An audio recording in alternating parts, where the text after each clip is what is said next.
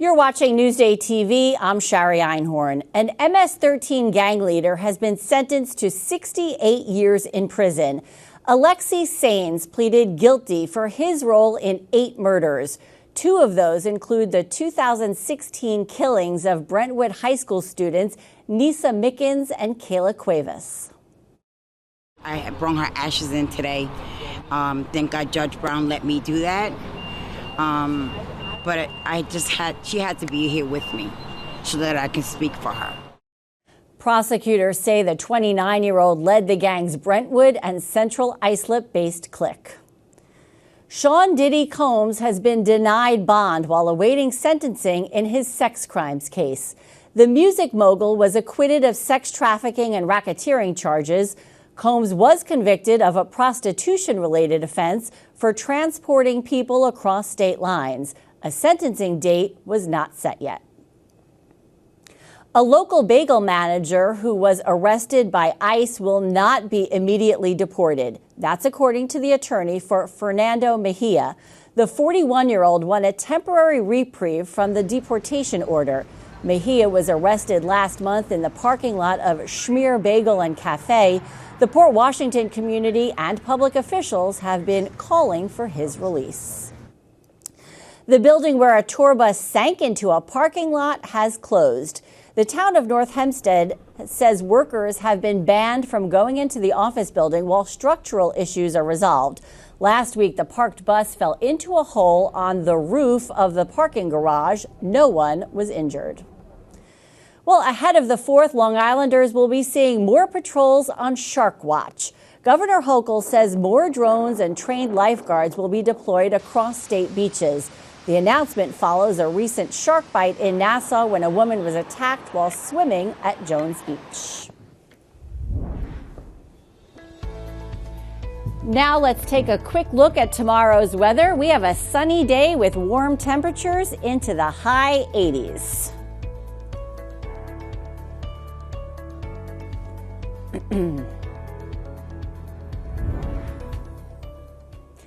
Sources say the Knicks have landed on a replacement for their head coach. Mike Brown is expected to replace Tom Thibodeau. The 55-year-old is a 2-time Coach of the Year and has led teams like the Cavaliers, the Lakers, and the Kings. Thibodeau was let go after he brought the team to the Eastern Conference Finals for the first time in 25 years.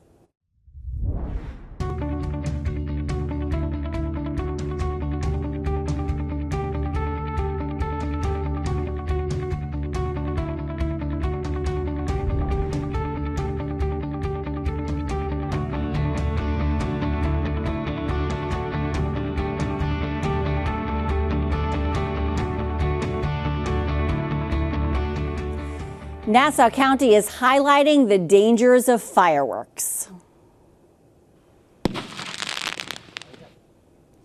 Officials say leave the fireworks to the professionals. Let me say this about street fireworks. You don't know what you're getting, like the county executive said. Fuses can be defective, going off before you're ready. The amount of powder that usually are in these explosives is inconsistent. Sparklers are also included in this safety warning. Fire officials say they can reach up to 3,000 degrees and can result in serious burns.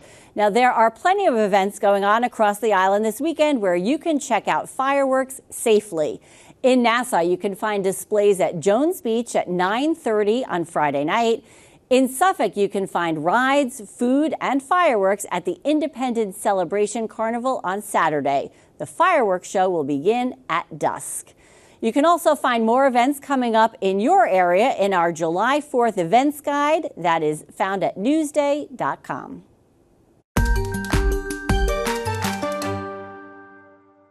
Many of us are excited for the 4th of July, but some of our pets may not be. In fact, research finds more pets go missing during the holiday than any other time during the year. So, how can we keep our pets safe and still enjoy the holiday ourselves? Joining us now is Mike Spiata, Director of Shelter Operations at North Shore Animal League America. And Mike, what are some best tips for keeping pets calm during the holiday? Thanks so much for having us. Yeah, it's really a difficult time of year for pets because, well, we really enjoy, as you were just saying, the holiday. They don't really enjoy it quite so much.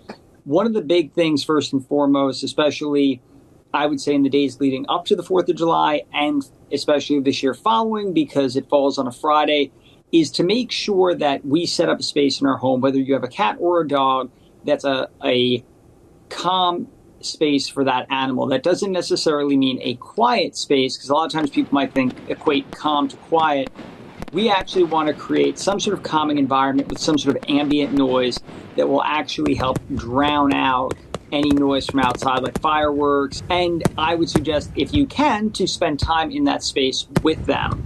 And if you have an animal, a pet, that is especially traumatized by fireworks, loud noises, things like that, is to consider even potentially contacting a vet in advance to see if it's something that maybe they should consider having medication that's prescribed for them done. Now, what should people do if their pet does get lost?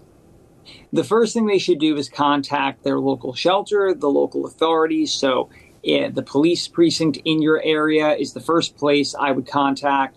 If your dog or cat is microchipped, which would be a great thing if your animal is, because they can then be scanned for that, and make sure that microchip, if your dog or cat has one, is actually registered and their registration is up to date and it has your correct information on it, because in the event your animal does go missing and they wind up at a shelter or a police precinct or a vet's office, the first thing they're going to do is usually break out a microchip scanner and scan your pet to see if they have a microchip. And if they do, and that information is up to date, they can get right back in touch with you and let you know that they've found your pet. Now, what else can be dangerous to pets surrounding this holiday that owners should look out for?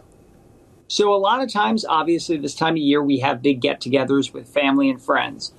One of the biggest things that people need to keep in mind is that at these gatherings, it might not always be best to have your four-legged friend accompany you, whether it be to someone else's house or even at your own house, and to try to keep your pet confined and away from guests. As much as we might want to have our pets interact with our friends and family, this time of year there could be alcohol, there could be food that would be unsafe for an animal to consume. A lot of times people aren't paying attention. As much as we love our friends and family, they might not be thinking about our pet. Thank you, Mike Spiata, Director of Shelter Operations at Animal League America. Thank you so much again for your time. Thank you so much. You can read more about this story on Newsday.com. Just click Get More below the Newsday TV video box.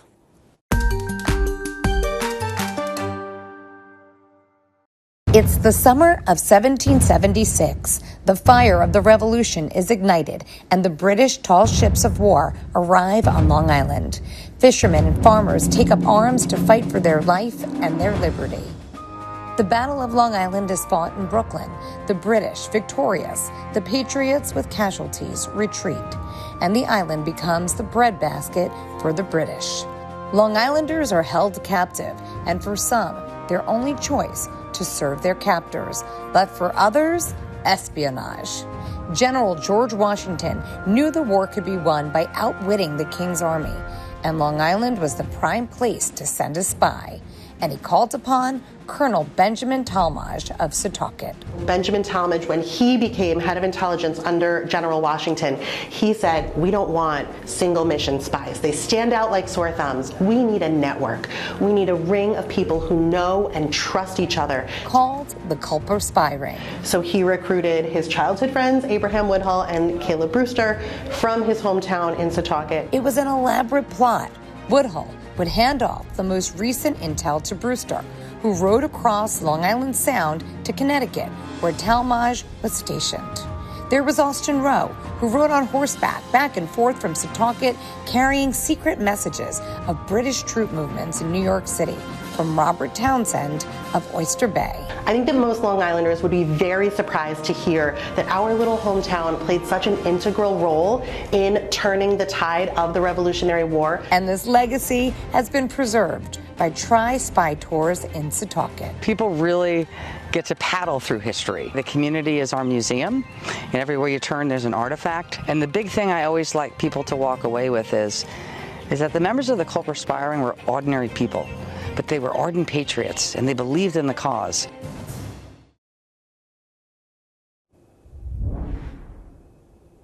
Now let's take a closer look at your 7-day forecast. Looks like nice and clear for the holiday weekend. Sunny and warm with temperatures in the mid to high 80s, but there is rain in the forecast for early next week.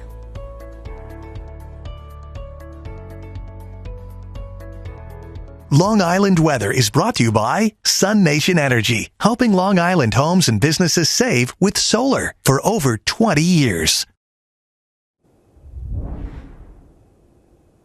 You're watching Newsday TV. For more on all of the stories you've seen today, head over to Newsday.com. Click Get More under the Newsday TV video box. I'm Shari Einhorn. Thanks for watching.